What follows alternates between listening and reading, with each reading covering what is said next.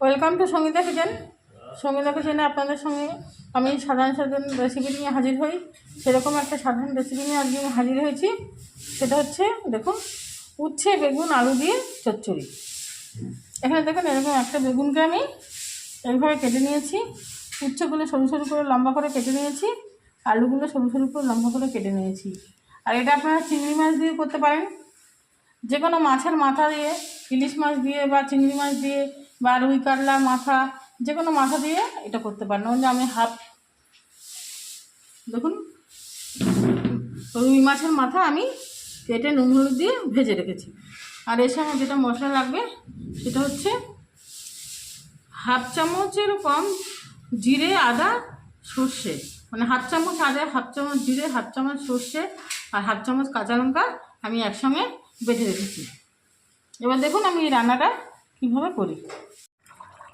দেখুন, প্রথমে আমি কড়াইতে তেল দিয়ে মাছের মাথাটা ভেজে নিয়েছিলাম, সেই তেলটাই আমার হয়ে গেছে। এবার আমি কড়াইয়ের মধ্যে দিয়ে দেবো একটু পাঁচফোড়ন,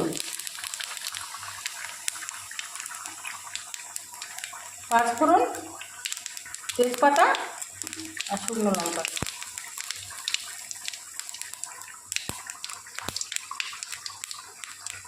ভাজা ভাজা হয়ে গেল, দিয়ে দেবো কেটে রাখা উচ্ছে।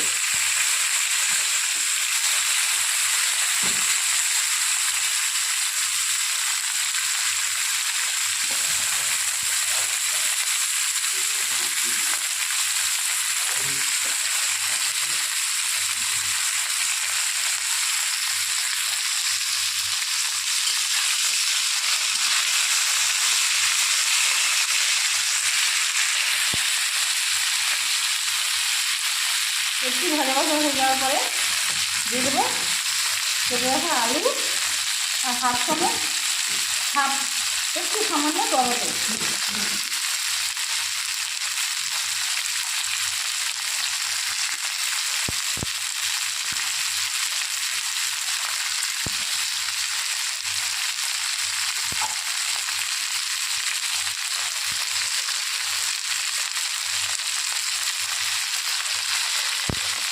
দিয়ে দেবো পরিমাণ মতো নুন আর সামান্য একটু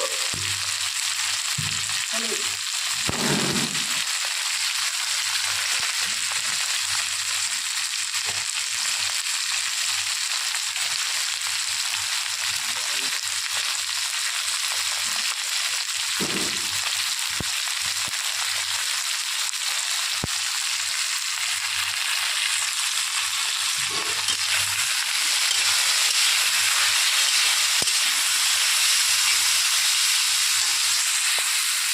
লাল লাল করে ভাজা ভাজা করে নেব।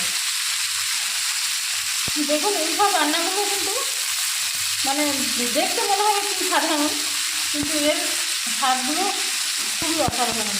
তাই আপনাদের বারবার করে বলছি, আমার ঐতিহ্য বাংলাদেশ খাবারের চ্যানেলটাকে আপনারা একটু লাইক, কমেন্ট, শেয়ার, সাবস্ক্রাইব করবেন। রেসিপিগুলো কেমন হয় একটু কমেন্ট করে জানাবেন।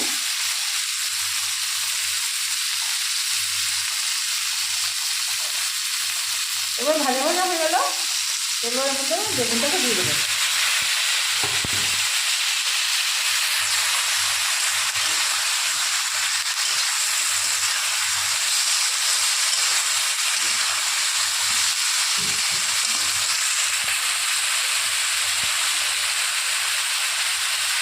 ভাজা ভাজা করে নিয়ে আমি আপনাদের সামনে ফিরে আসি। দেখুন, একদম লাল লাল করে ভাজা হয়ে গেছে। এবার আমি এর মধ্যে বেটে রাখা মশলাটাকে দিয়ে দেবো। সর্ষে, কাঁচা লঙ্কা, জিরে, আদা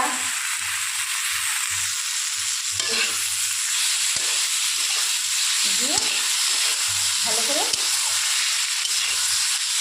একটু কষিয়ে নেব।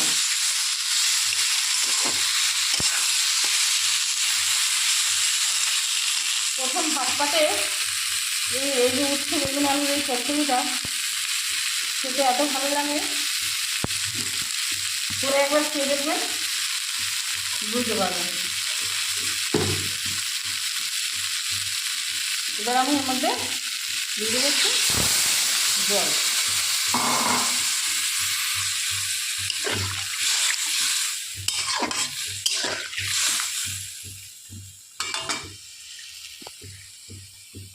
দিয়ে দেবো ভেজে রাখা মাছের মাথাটা।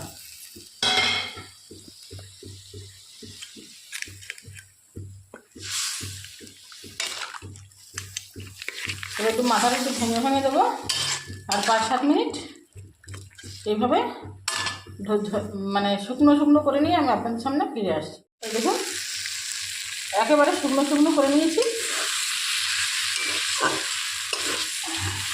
শুক্তোটা হচ্ছে একরকম খেতে, এটা আর এক রকম খেতে। এবার নুনটা আপনারা দেখে নিয়ে একটা পাত্রে নামিয়ে নেবেন।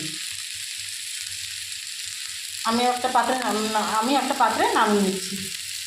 এই দেখুন একদম শুকনো শুকনো করে আমি একটা পাত্রে নামিয়ে নিয়েছি। ভিডিওটি যদি ভালো লেগে থাকে লাইক, কমেন্ট, শেয়ার, সাবস্ক্রাইব করতে ভুলবেন না। ধন্যবাদ।